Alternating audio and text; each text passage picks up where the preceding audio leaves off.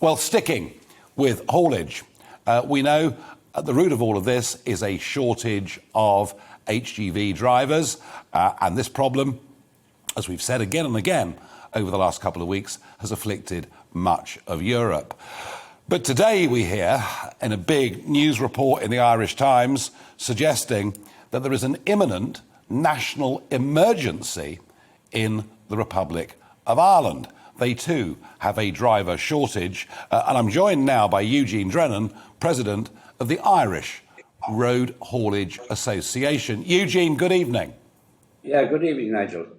So it sounds like the problem is almost identical to the one that we've got. Not quite as bad, Nigel, in that I'd say we had pro-rata to the size of our economy and to the size of our trading and to our haulage industry. We have a more reliant indigenous Irish driver set of drivers. So we're not quite in the trouble that you're in, but nothing comes to the UK ever that doesn't impinge on Ireland, and vice versa. We get a bit of it.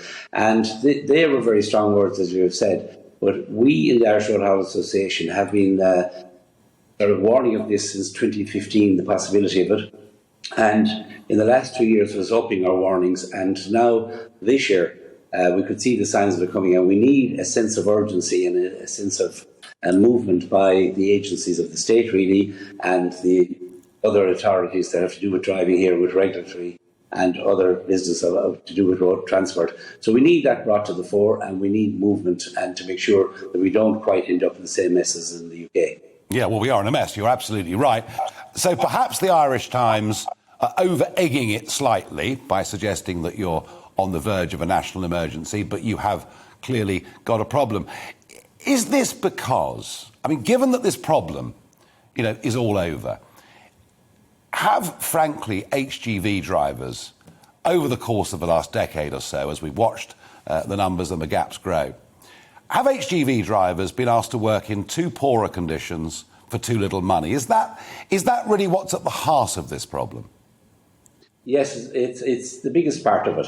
The problem is multifaceted, like any problem, and it's now a global problem. But in the expanding of the EU, really, and all the nations that kept in, and the size of the area that we had to travel to, and the bigger the market got, we depended on the emerging nations for cheaper labour.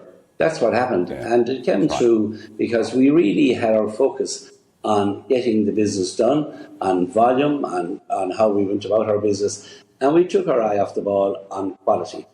And indeed, drivers in the UK, some of the parking areas and some of the motorway stops are less than what they should be at this day and age to the quality of giving drivers. And also, both countries, both Ireland and England, our focus has been on third-level education and higher pints and bring our people forward.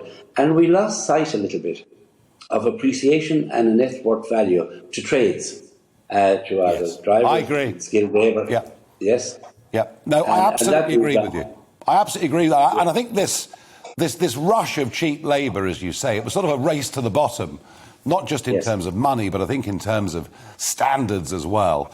But while I've got you, I see today some stories emerging that the Port of Dublin is being tied up in knots by EU red tape, and I kind of think, and I'm not going to draw you into politics, I promise, but the Northern Ireland Protocol, we kind of view as being ever so slightly Monsieur Barnier's poison pill. With the withdrawal agreement, it's made it very difficult for us to get goods straight into Northern Ireland from the mainland, but clearly these endless checks and paperwork, it's clearly having a bit of an impact in Dublin as well now, and I see the Irish government are now asking for an easing of these restrictions.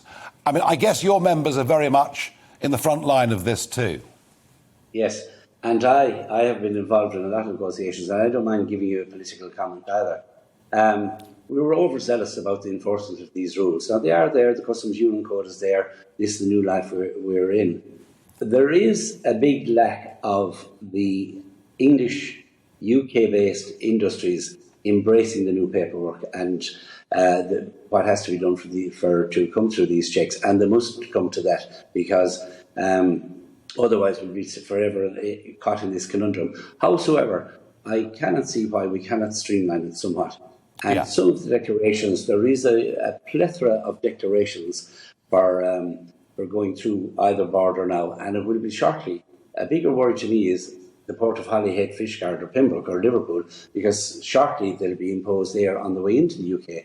And if anybody's listening to your programme, Nigel, in the UK of power, any influence in this, there are a few of these declarations that could really be simplified. And one is the declaration for safety and security. Now, that can be a tick box in one of the other declarations, not a repeat of all the declarations before. Now, this may sound very simple, but whoever set this up was never at the whole face of the job.